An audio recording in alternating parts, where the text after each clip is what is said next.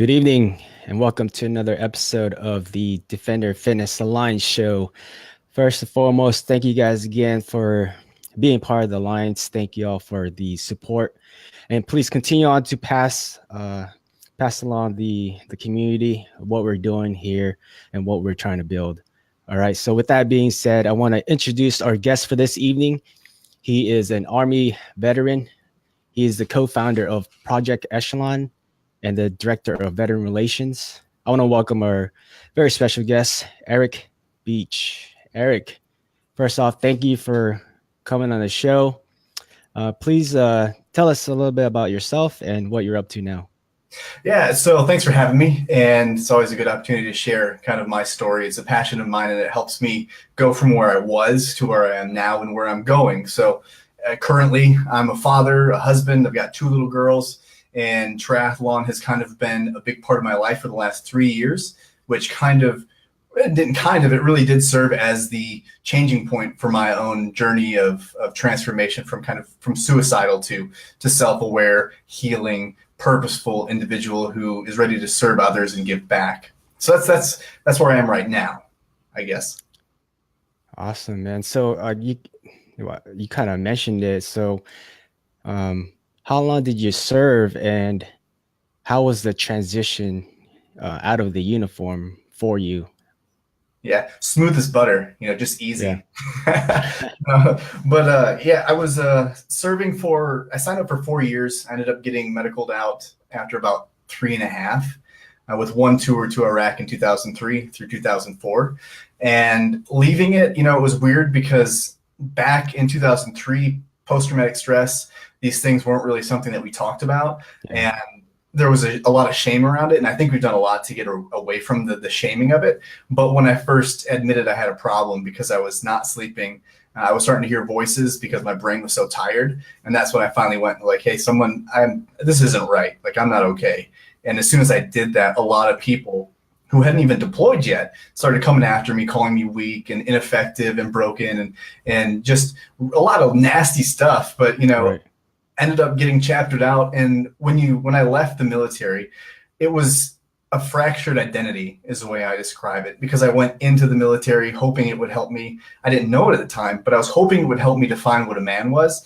And it didn't do that, because that's not what the Army's for. That's not what the military is really for. But when I left, I lost all of that and joined a peer group just to find some kind of connection, and did so into drugs and alcohol. So that put me on a path that really was not healthy, and it further confused me. And what I was thinking at the time was, the nightmares have stopped. I seem to be having more fun. I wasn't, in hindsight. I still was pissed off, and if I had whiskey, it just enhanced the emotion I was feeling, whether that was joy, laughter, whether it was depression or anger, it was intensified. So I wasn't happier, but I told myself, I'm more social when I drink. That's my peer group. And if I do cocaine, I stay up all night, and then when I pass out, I don't remember any of my dreams, even if I slept. So this is like the perfect cocktail, and that worked for a few years. Intermittently, I, kind of crashed and got to these depressed states, but then I'd sober up the next morning. I'd be on my floor being like, I'm going to tell someone I have a problem. And then I wake up the next morning and I'm like, well, maybe I don't have to tell them I have a problem. I'm feeling okay now, forgetting that, 5 hours before, I was in a pool of tears in my bedroom, not wanting to see anybody, and just really scared. And ultimately, that lack of connection of understanding myself and my purpose led me to want to go back in the military. That wasn't really possible at the time, and worked menial jobs until it came to a head where I overdosed on drugs and ended up in my drug dealer's yard. And my roommate followed me, thankfully, in a car and took me to the hospital. And the police pulled us over. And I said I didn't want to wake up. I don't remember any of this.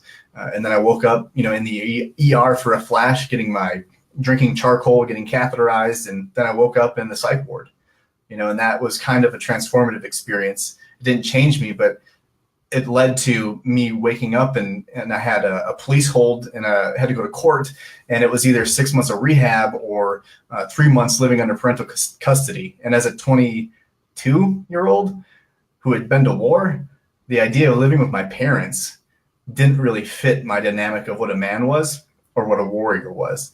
And so I chose to live with them. We moved away from that city, and that kind of got me cleaned up a little bit, but I still had those problems. And ultimately in 2008, I swallowed all my pills, wrote a note on my desk saying sorry, and planned not to wake up. And somehow my body got me up. I went downstairs, and my sister took me to the hospital, had my clothes on backwards, and again in the psych ward. And that's when I really decided something had to change. And that's when I met my wife, and I couldn't make some of those mistakes anymore, but it didn't end there. It was, I mean, I don't want to go on too long before I get way tangenty, but that's what, kind of really solidified the change. And it wasn't better after that. It just started to make the lows level out a little bit and not be so severe. But I still had, I still struggled quite a bit before I found, athletic and fitness. I had no purpose. So that was in a nutshell my transition experience.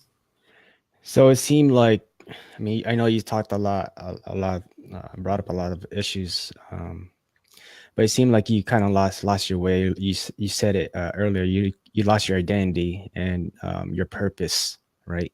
Mm-hmm. So going through all these ups and downs, and with alcohol abuse, with the drug abuse, how did you find your way back out of that darkness? Like, what, you mentioned that you met your wife. Was that like the starting point, or was it something before that kind of led you to believe in yourself and be like, hey, I need to turn this around before, I die? Yeah, I think there is merit to that she helped me find myself. I was chasing women at that point. I was not in serious relationships. And when I got out of the hospital and kind of reevaluated some things, because that'll, wake you up. When I, had really attempted suicide in 2008, I decided that I wouldn't date anybody, and I would just stay with myself and just figure that out for a little bit. And it was find yourself first. Yeah, exactly. Yeah. And so that's where it started, and that's how I met Jenna. Was I think 4 months after I committed. Like, that was my New Year's resolution, was to not date and to not go after any women. Then I met her without trying, and it was just different, and it felt different. And I was like, man, I'm in love. This is amazing. And we got engaged really fast, and we got married fast. And it was the opposite of what I planned to do. So in doing that, I did find it's not just me anymore. Like, I do have somebody else that's got stake in the game. And yeah, I always had my family, my mom and dad and sister. But when you're married, it just changed things for me. It didn't make everything better, but it kind of took that option off the table for a while. So it was ultimately when we were, I can't remember how long into the marriage, but I went to film school in Kentucky, and it was leaving that environment of our safe home with everything small town and kind of going to a southern state and in a bigger city near Lexington, and getting into school, and then finding that I kept having this pull to get back into the military or go to be a police officer, firefighter, anything kind of paramilitary. And knowing that wasn't an option because we had a child and we had a second on the way. And my wife was like, I don't want you in that environment. And I kind of was upset with her at first, but I was like, okay, I got to get creative. Like, what do I miss? Do I miss the military? No, I don't really miss getting up at 5 a.m. for PT. I don't miss that. Like, I don't crave that, but maybe it's the physicality that I miss. And so I decided triathlon was one of those things that had always been in the back of my mind, like I wanted to do.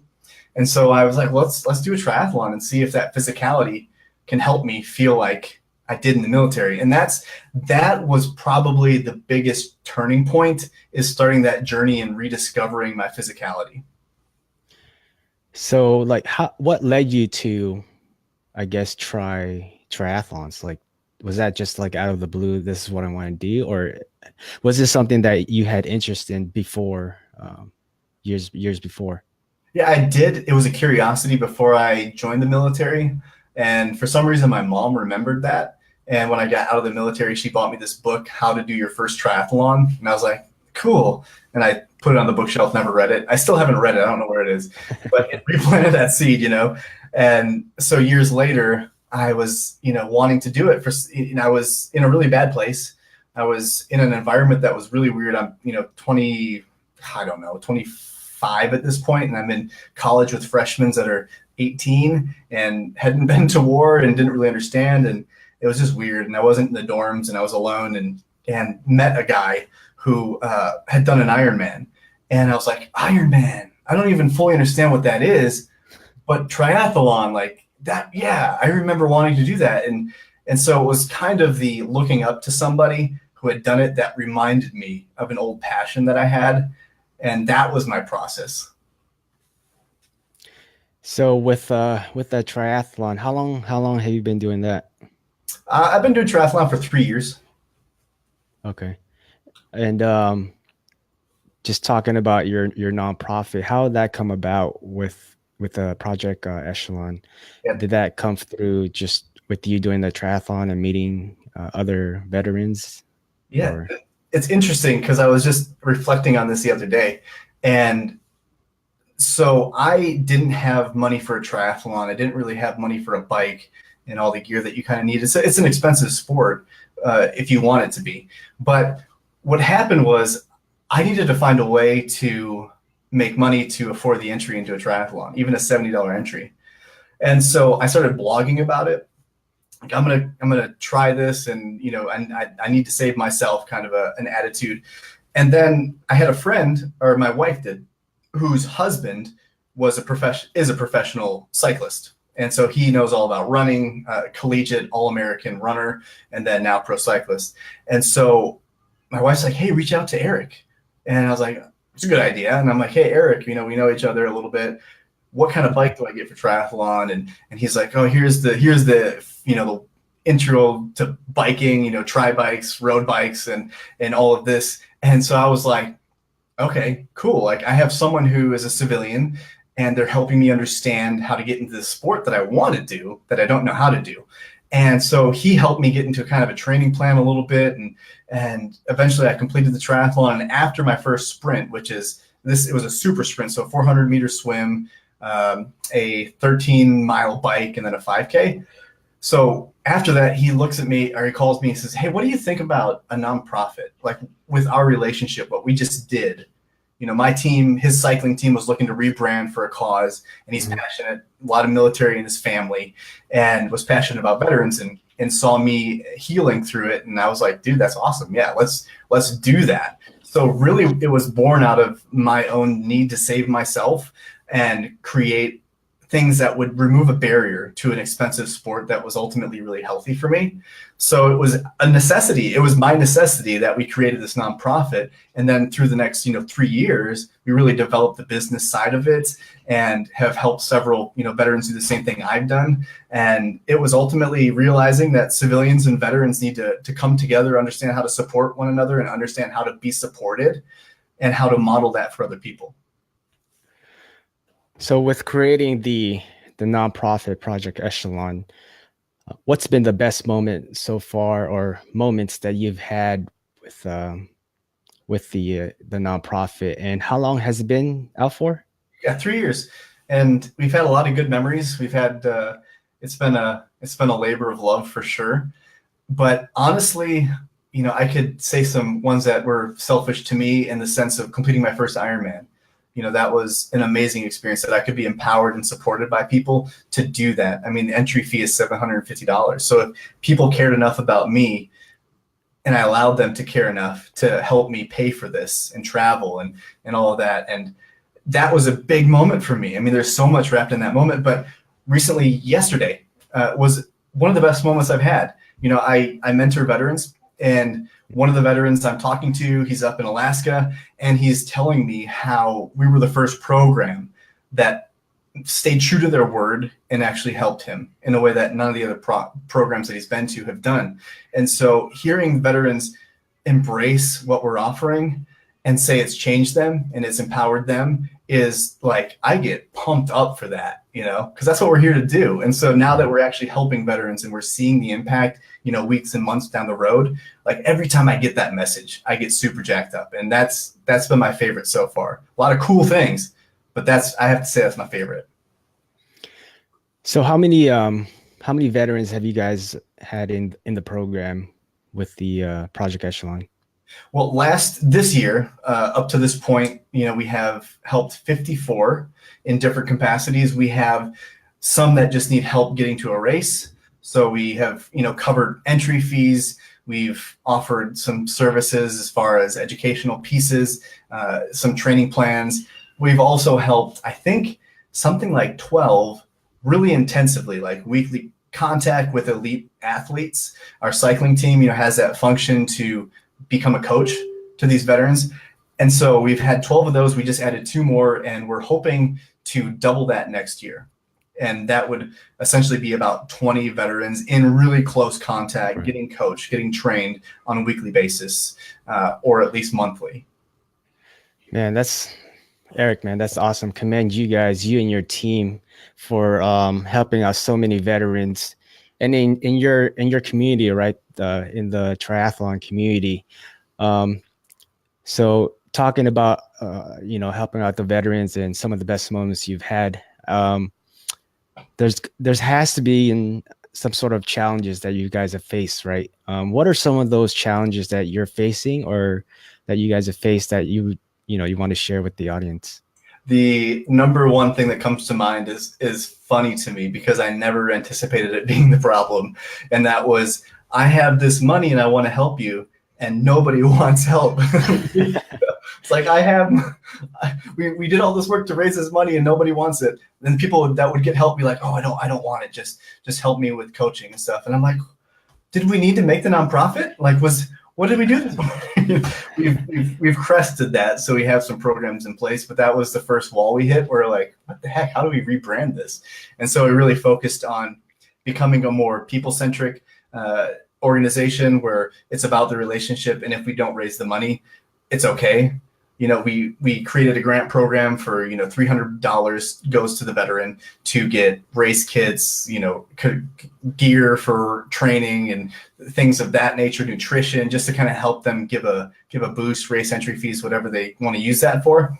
But that was the biggest, hurdle. And then it becomes as someone told me, I have business mentors and athletic mentors, and I have people who are much smarter than me helping me understand how to navigate this stuff. And so we, had board members that were gracious enough to come along in the early stages. And then we hit and picked up the speed, where now one meeting a quarter is not enough for board meetings. We need to go monthly, and so we had to get the right culture built.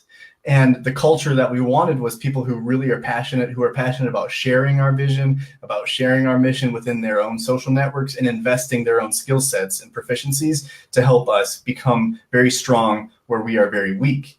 My goal was not to become strong at everything, but to say, hey, let's do this together, and you're awesome at this, so you do that, and I'm awesome at this, so I'm going to do that. And so it was restructuring that. And I say that to say it wasn't about like all this effort to go out and do it. The hard thing was being patient enough to trust the process and do what you're doing, stay in your lane, do it well, and trust that people are going to bite onto it, because what we're offering is different and they're going to see that value and want to be involved in it. So it was the patience. Have 2 dudes who are super eager about making a difference and realizing that humble beginnings don't mean failure. Sometimes the humble beginning allows it to become sustainable. So it was learning those lessons and just stepping back. That was so hard for me to do. It's awesome message, man. Guys, when you're starting out, you got to stay humble. You're going to have failures, and no matter what you do, whether you're doing a nonprofit, building a business, you're going to have those failures, but you got to stay humble and you got to stay consistent, and, try to find ways where you can improve upon, whatever you're doing with whether that be nonprofit or for-profit businesses. So Eric, just talking about Project Echelon, where can we find out more about this organization, and what's one advice you'd give maybe one of our audiences interested in, trying out a triathlon or whatnot? What's one advice that you'd give them?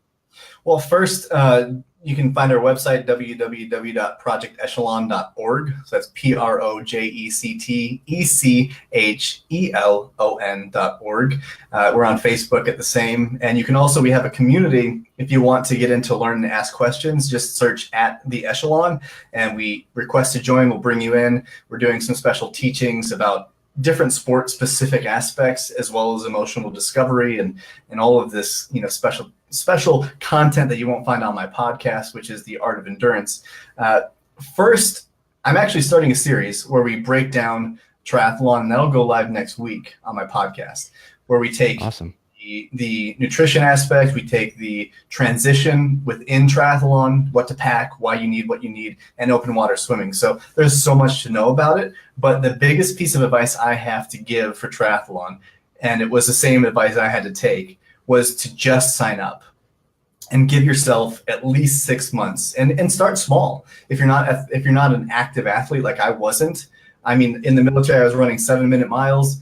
By the time I started triathlon, I was running 13 for 1 mile and feeling like death was knocking at my door. So it took me time to regain it. Apparently, drugs and alcohol are not a good bedmate for continued Not a good athletic mix. prowess. And so it's just accept where you are and accept that the goal isn't to stand on the podium. It's just across the finish line. And again, it's humility. It's to humble yourself, to sign up so you have a goal saying, I'm going to do this. And if I don't train, then I'm going to show up and have a miserable time. So it's be patient, set yourself up so that you love it, learn about the sport, come to my podcast. Our organization, we have lots of teaching and tools that can help you kind of demystify the sport. But the number one thing is just sign up for it. Give yourself at least 6 months and then start training. You can find free training plans online if you want. It's not the ultimate way to go, but it's free. And beyond that, the second piece would just be get a coach that can help you with a swim, even if it's 2 visits with a person who's standing on deck at a pool just to critique your form, because learning how to be comfortable in the water will set you up to love the experience, I promise. Awesome, Eric. So make sure you guys check that out. We'll be dropping down the links to the website on the comments section, and also make sure you guys check out Eric's. What's the podcast, Eric? It's called The Art of Endurance. Awesome. Make sure you guys check that out. The Art of Endurance. So Eric, wanted to get your definition on this. What's your definition of being fit, and why is it important to you? My definition of being fit is having a body and lifestyle and mentality that doesn't inhibit you from doing what you want to do. So there's a whole body positive image in all of this. And if your body is restricting you from playing with your children the way you want to play, from engaging in the activities that you want to engage in, fitness is the path to removing those barriers. So that's why it's so important. I believe that we own 3 things in this life, and that's our mind, our body, and our story. And how we use our mind and our body and what we put into our mind and our body will write our life story. So to write the best life story possible, we have to find ways that we love to move our bodies. And with that, we remove the barriers. So is your body limiting you? Am I uncomfortable getting up off the couch and it hurts my knees? Like, I don't like that. So I started, eating better. I started training a little bit, doing some squats and waking up these muscles. And now I feel so good just getting out of a chair. And I enjoy that. So fitness can be elite or it can be functional. It's whatever you want to be able to achieve, and then working on a path and a trajectory that will get you that thing. I love it, man. I love the message. So just being fit to do what you want to do, what you love to do, and it's just being there for your loved ones as well too. Don't forget about them. Also, so Eric, so coming up to the last portion of the interview here. So this is where I asked the 5 fitness facts of our guests. So are you ready? Yeah, sure. All right, so first question. So what's your favorite workout?